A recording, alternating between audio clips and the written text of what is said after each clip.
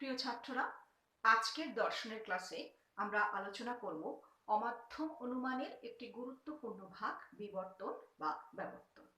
তাহলে বিবর্তন বা ব্যবর্তন একটি অমাধ্যম অনুমানের গুরুত্বপূর্ণ ভাগ। অর্থাৎ বিবর্তন প্রক্রিয়ায় তাহলে আমরা কি করি না, একটি মাত্র হেতুবাক্য থেকে সিদ্ধান্ত অনিবার্যভাবে নিশ্চিত করি। অর্থাৎ হেতুবাক্য থেকে সিদ্ধান্ত নিঃসরণের সময় কোনো সাহায্যকারী বচনের প্রয়োজন হয় না। তাই বিবর্তন প্রক্রিয়ায়, এই বিবর্তন অনুমান প্রক্রিয়াটিতে যে হেতুবাক্যটি থাকে সেই হেতুবাক্যটিকে আমরা বলি বিবর্তনীয়, আর যেটি সিদ্ধান্ত বাক্য তাকে বলি আমরা বিবর্তিত। তাহলে এই যে বিবর্তন প্রক্রিয়া, সেটা কিন্তু কতগুলি নিয়ম মেনে আমাদের করতে হবে। সেই নিয়মগুলো আমি বোর্ডে লিখেছি, আমি পরপর আলোচনা করে সেটা তোমাদের বুঝিয়ে দেব।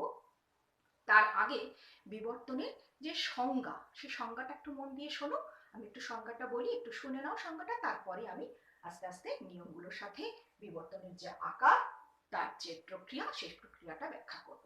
দেখো, একটা বিবর্তনের সংজ্ঞা দিতে গেলে আমরা এভাবে বলতে পারি যে যে অবরোহমূলক অমাধ্যম অনুমানে প্রদত্ত বচনের গুণের পরিবর্তন করে হেতুবাক্যের উদ্দেশ্যকে সিদ্ধান্ত বাক্যের উদ্দেশ্য রূপে এবং হেতুবাক্যের বিধেয়ের বিরুদ্ধ পদকে সিদ্ধান্তের বিধেয় রূপে ব্যবহার করে অর্থের কোন রকম পরিবর্তন না করে আমরা যে বচনটি পেয়ে থাকি তাকেই বলা হয় বিবর্তন বা ব্যবর্তন।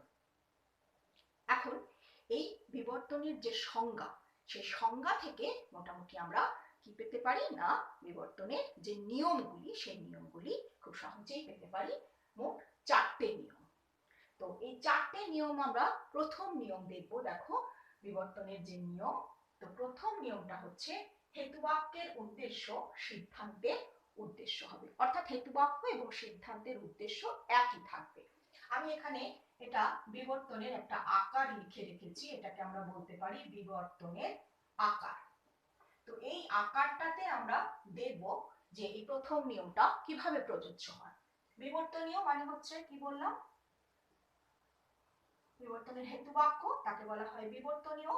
আর সেখান থেকে যে সিদ্ধান্ত বাক্য আমরা পাই তাকে বলে বিবর্তিত। তাহলে হেতুবাক্য বা বিবর্তনীয় যে বচনটি, সেখানে কি হচ্ছে না, উদ্দেশ্য যে পদটি থাকবে সেই উদ্দেশ্য পদটি সিদ্ধান্তে অপরিবর্তিত থাকবে। অর্থাৎ যা থাকবে তাই হবে। বোঝা গেল প্রথম নিয়ম, আমরা সংজ্ঞায় বললাম। আচ্ছা, দ্বিতীয় নিয়ম। দ্বিতীয় নিয়মে বলছে হেতুবাক্যের বিধেয়ের বিরুদ্ধ পদ সিদ্ধান্তের বিধেয় হবে। হেতুবাক্যের বিধেয়ের বিরুদ্ধ পদ, হেতুবাক্যের বিধেয়ের বিরুদ্ধ পদ, হেতুবাক্যে যেটা বিধেয় তার বিরুদ্ধ পদ সিদ্ধান্ত বাক্যের বিধেয় পদ হিসেবে ব্যবহার করতে হবে। তাহলে যে দুটো নিয়ম আমরা জানলাম সংজ্ঞা থেকে, সেখানে দেখো একটা নতুন আমরা যেন ধারণা পাচ্ছি, সেটা হচ্ছে বিরুদ্ধ পদের ধারণা। হেতুবাক্যের যে পদ, সেই পদের বিরুদ্ধ পদ সিদ্ধান্ত বাক্যের বিধেয় পদ হবে। তাহলে বিরুদ্ধ পদ কাকে বলে, এইটা আমরা একটুখানি আগে জেনে নেব। সাধারণভাবে সাধারণভাবে যদি বলা হয়, তাহলে যে কোনো পদ, ধরো পুস্তক একটা পদ, সেই পদের বিরুদ্ধ পদ, কিভাবে আমরা সেই বিরুদ্ধ পদ পাবো? মূল পদের পূর্বে অ বা না যোগ করে আমরা বিরুদ্ধ পদ গঠন করে থাকি। পুস্তক এর বিরুদ্ধ পদ কি? অপুস্তক। এখন এই যে বিরুদ্ধ পদের ধারণা, যেটা আমরা বলছি বিরুদ্ধ পদ, এটাকে, এই বিষয়টা কি না, দেখো, পদ যখন বলি, পদ মানে কি না, সেটা একটা শ্রেণীকে নির্দেশ করে। এই যে পুস্তক বলছি, এটা একটা পদ, একটা শ্রেণীকে নির্দেশ করছে। একটা শ্রেণীকে নির্দেশ করা মানে কি না, একই ধর্ম বিশিষ্ট, এই যে পুস্তক, যে ধর্ম যাদের মধ্যে রয়েছে, সেই একই ধর্ম বিশিষ্ট যে বস্তু বা ব্যক্তি যারা একত্রিত হচ্ছে, সেটাকে বলছি আমি একটা পদ বা একটা শ্রেণী। এখন এই শ্রেণীর সাথে কিন্তু কি রয়েছে, শ্রেণী বা পদের ধারণার সাথে, প্রত্যেকটি পদ বা শ্রেণীর ধারণার সাথে কোন ধারণা যুক্ত রয়েছে? এই বিরুদ্ধ পদের ধারণা কিন্তু জড়িয়ে রয়েছে। পদ বলতে কাকে বলছি, কোনগুলোকে বলছি? পুস্তক, বাঘ, মানুষ, বই, আবার এদের বিরুদ্ধ পদ কি হয়ে যাচ্ছে? অপুস্তক, অমানুষ, অসাদা, অবাধ, এইরকম ভাবে বিরুদ্ধ পদ হচ্ছে। তাহলে বিরুদ্ধ পদটা কি না, যেটা মূল পদ সেই পদের যারা সদস্য তারা কি না একই ধর্ম বিশিষ্ট। আর বিরুদ্ধ পদ কি না, বিরুদ্ধ পদ গঠিত হবে সেই সমস্ত সদস্যদের নিয়ে যারা মূল শ্রেণীর সদস্য নয়, অর্থাৎ পুস্তক ছাড়া যা কিছু সমস্তই হচ্ছে এই বিরুদ্ধ পদ শ্রেণীর অন্তর্ভুক্ত।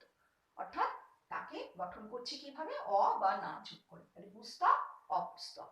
এটাকে অন্যভাবে বোঝানোর জন্য আরেকটা ভাবে আমি বলতে পারি যে বিরুদ্ধ পদের যে ধারণা সেটা কিরকম না, দেখো দুটো পদ এমন দুটো গুণের নির্দেশ করছে, দুটি পদ এমন দুটি গুণের নির্দেশ করছে যারা কোনো বস্তু সম্পর্কে একই সঙ্গে সত্যও হতে পারে না, মিথ্যাও হতে পারে না। তখন সেই পদ দুটির একটিকে অপরটির কি বলতে পারি? বিরুদ্ধ পদ। যেমন আমি যদি বলি সাদা, এই পদটা, আর তার বিরুদ্ধ পদ কি? অসাদা। তাহলে কি হলো? সাদা ও অসাদা কোন একটি বস্তু একই সঙ্গে সাদাও নয় আবার অসাদাও নয়, এটা হতে পারে না। হয় তাকে সাদা হতে হবে, না হলে তাকে অসাদা হতে হবে। এই যে ধারণা মূল পদের সাথে অঙ্গাঙ্গিভাবে জড়িত রয়েছে যে বিরুদ্ধ পদ, সেই বিরুদ্ধ পদটাই কিন্তু এই বিবর্তনের ক্ষেত্রে খুবই গুরুত্বপূর্ণ। তো আশা করি বুঝতে পারলে বিরুদ্ধ পদ বলতে কি বোঝাচ্ছে। তো কি করা হচ্ছে না, বিরুদ্ধ পদ আমরা কেন, এই ধারণাটা আমরা কেন ব্যাখ্যা করলাম না, বিবর্তনের ক্ষেত্রে খুবই গুরুত্বপূর্ণ। বিবর্তনের 2 নম্বর নিয়ম, সেখানে কি বলছে? হেতুবাক্যের বিধেয়ের বিরুদ্ধ পদ সিদ্ধান্তের বিধেয় হবে। হেতুবাক্যের যে পদটি, বিধেয় পদটি, সেই পদটির আগে অ বা না যোগ করলে যে বিরুদ্ধ পদ পায় সেই পদটি হবে বিবর্তিত বচন বা সিদ্ধান্ত বাক্যের বিধেয় পদ। ঠিক আছে? তাহলে প্রথম দুটো নিয়ম আমরা জেনে গেলাম। এই দুটো নিয়মের এই প্রথম 1 নম্বর নিয়মকে বলা হয় উদ্দেশ্য সংক্রান্ত নিয়ম, 2 নম্বর নিয়মকে বলা হয় বিধেয় সংক্রান্ত নিয়ম বিবর্তনের। এবার আমরা আসবো 3 আর 4 এই দুটো নিয়মে। এই দুটো নিয়মকে বিবর্তনের কোন নিয়ম বলা হয়? বৈধতা সংক্রান্ত নিয়ম। ঠিক আছে? বৈধতা সংক্রান্ত নিয়ম, এই জিনিসগুলো একটু জেনে রাখা খুব ভালো। যে কোনো সময় এখান থেকে আমাদের প্রশ্ন আসতে পারে যে একটি বৈধতা সংক্রান্ত নিয়মের উল্লেখ করো।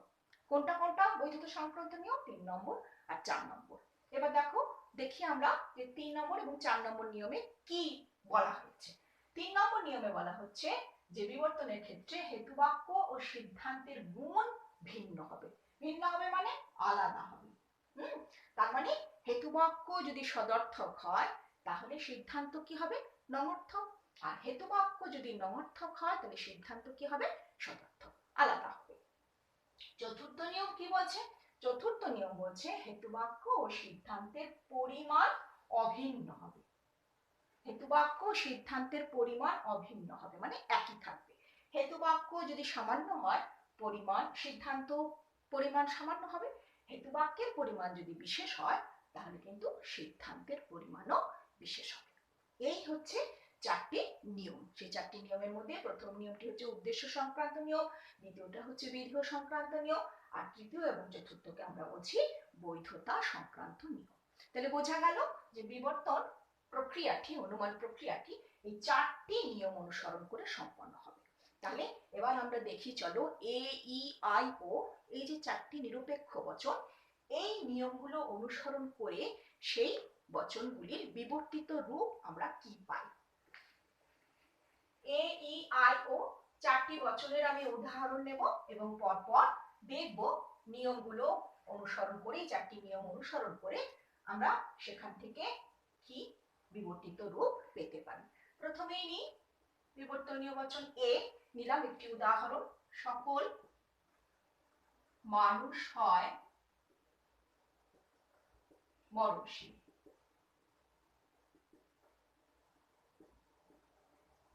মরণশীল জীব। এ বচন, এই এ বচনটাকে যদি আমি বিবর্তিত করি, অর্থাৎ এই বিবর্তনের নিয়মগুলো অনুসরণ করি, তাহলে দেখি আমি কি বচন পাই। দেখো প্রথম নিয়মের উদ্দেশ্য পদ যা আছে হেতুবাক্যে সিদ্ধান্ত বাক্যে তাই হবে। বিধেয় পদ কি হবে? বিরুদ্ধ পদটা হবে। মরণশীল আছে, তাহলে কি হবে? অমরণশীল। আমরা শিখে গেছি বিরুদ্ধ পদ কিভাবে গঠন করতে হয় বা কাকে বলে? অমরণশীল জীব। হেতুবাক্য ও সিদ্ধান্তের গুণ কি হবে? ভিন্ন হবে। হয় আছে, তাহলে কি হয়ে যাবে? নয় হয়ে যাবে। হেতুবাক্য ও সিদ্ধান্তের পরিমাণ অভিন্ন হবে। তাহলে এ বচন হচ্ছে সামান্য সদর্থক, তাহলে তার বিবর্তিত রূপটিও কিন্তু কি হবে? সামান্য বচন হবে। সামান্য বচন যদি হয় আর গুণের দিক থেকে নমর্থক, তাহলে কোন বচনটি হবে? ই বচন। তাহলে কি পেলাম? এ বচনের বিবর্তিত রূপ কোনো মানুষ নয়, অমরণশীল জীব। এ বচনের বিবর্তিত রূপ তাহলে কি? ই বচন। এ বচনের বিবর্তিত রূপ তাহলে আমরা কি পেলাম? ই বচন। বুঝছে? এখানে লিখলাম। আচ্ছা, এটা থাক। পরে ই বচনে চলে আসি। ই বচনের উদাহরণ নিই যে ই বচনকে বিবর্তিত করলে নিয়মগুলি অনুসরণ করে আমরা কোন বচন পেতে পারি। একটি ই বচনের উদাহরণ নিই। কোন মানুষ নয় পূর্ণ জীব। কোন মানুষ নয় পূর্ণ জীব। এবার দেখো নিয়মগুলো অনুসরণ করি। প্রথমে কি হচ্ছে? হেতুবাক্যের উদ্দেশ্য সিদ্ধান্তের উদ্দেশ্য হবে। তাহলে মানুষ মানুষই থাকলো, কোনো পরিবর্তন হলো না। আচ্ছা, পূর্ণ জীব আছে বিধেয়তে, কি হবে? বিরুদ্ধ পদ, তাহলে কি হয়ে যাবে? অযোগ করে অপূর্ণ জীব। কি হবে? 3 নম্বর নিয়ম, গুণ ভিন্ন হবে। নয় আছে, তাহলে গুণ হবে হয়। হলো? আর বলছে পরিমাণ অভিন্ন থাকবে। তার মানে ই বচনটা একটি সামান্য বচন পরিমাণের দিক থেকে, তাহলে যদি পরিমাণ একই রাখতে হয় তাহলে এটা কি হবে? এ বচন। অতএব ই বচনের বিবর্তিত রূপ কি হয়ে গেল? সকল মানুষ হয় অপূর্ণ জীব। তাহলে কি পেলাম? ই বচনের বিবর্তিত রূপ এ। ই বচনের বিবর্তিত রূপ পেলাম এ। এর ই, এর এ। হলো? তাহলে সামান্য বচন দুটি আমরা শিখে ফেললাম, বিবর্তন করলে পরে কি হয়। এবার চলো আমরা বিশেষ বচন আই আর ও সেখানে কি হয় দেখি। একটি আই বচনের উদাহরণ নিই, তার বিবর্তন করব। আই বচন কোন কোন মানুষ হয় সৎ ব্যক্তি। বচনটা যদি আমরা বিবর্তিত রূপ করতে যাই তাহলে নিয়ম অনুসরণ করি। হেতুবাক্যের উদ্দেশ্য আর সিদ্ধান্তের উদ্দেশ্য একই হবে। মানুষ আছে, মানুষই থাকলো। এখানে বিরুদ্ধ পদ হবে বিধের, কি হবে? অসৎ ব্যক্তি। অসৎ ব্যক্তি, গুণ আলাদা, হয় আছে, তাহলে নয় হয়ে গেল। আর পরিমাণ একই থাকবে। তাহলে এটা পরিমাণের দিক থেকে একটি হচ্ছে বিশেষ বচন, আই বচন। তাহলে তার বিবর্তিত রূপ কি হবে? তার বিবর্তিত রূপ হবে ও বচন। পরিমাণ একই রাখলাম বা রাখতে হবে বিবর্তনের নিয়ম অনুযায়ী। তাহলে কি হয়ে গেল? আই বচনের বিবর্তিত রূপ আমরা নিয়ম অনুসরণ করে কি পেলাম? ও বচন কোন মানুষ নয়, অসৎ ব্যক্তি। তাহলে আই বচনের বিবর্তিত রূপ কি? ও। এবার শেষ আমরা দেখে নিই একটি ও বচন নিই। একটি ও বচনের উদাহরণ নিই। কোন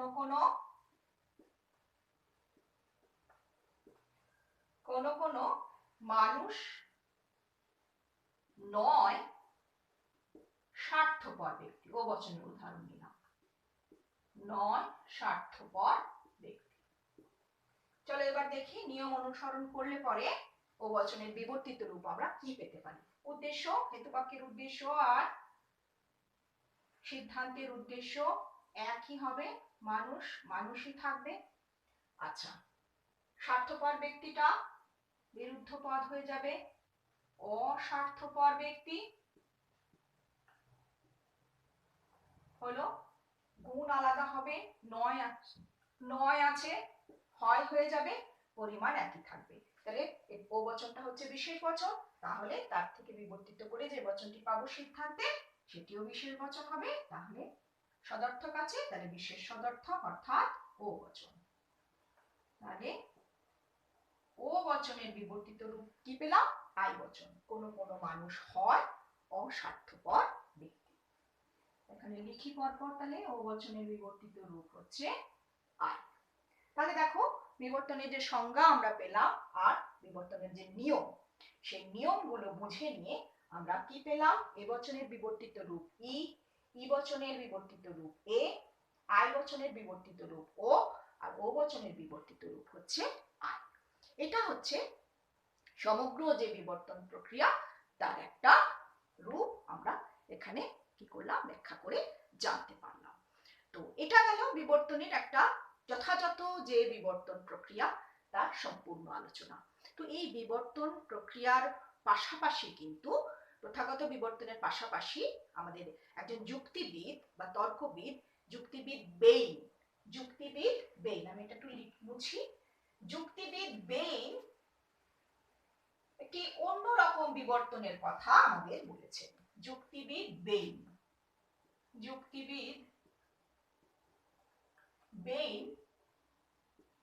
একটি অন্যরকম বিবর্তনের কথা আমাদেরকে বলেছেন। সেই বিবর্তনের নাম হচ্ছে বস্তুগত বিবর্তন।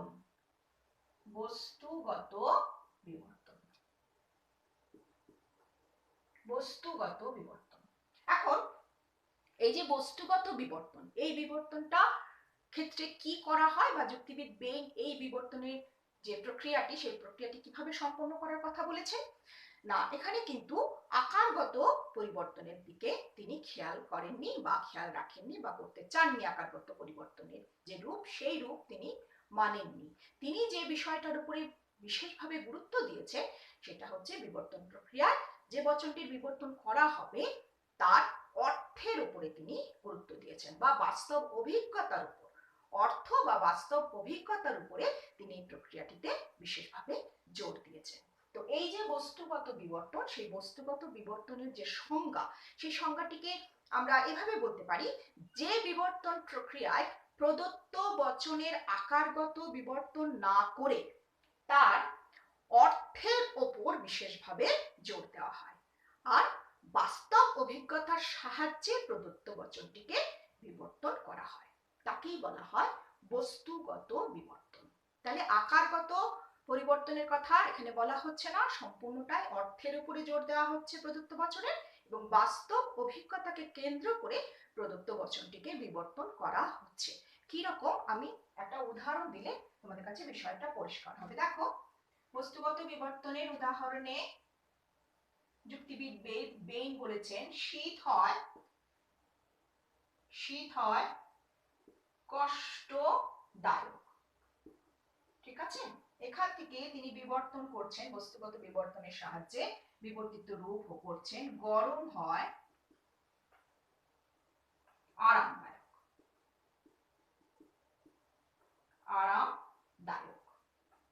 এটা হচ্ছে একটি বস্তুগত বিবর্তনের রূপ।